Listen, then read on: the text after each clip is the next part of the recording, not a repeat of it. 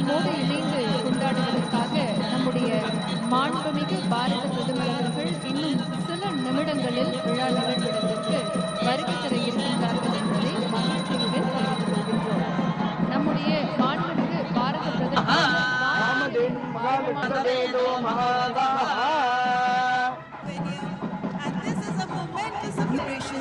It carries a meaning far beyond the ceremony. It sends a powerful message that India's progress is deeply connected to its culture.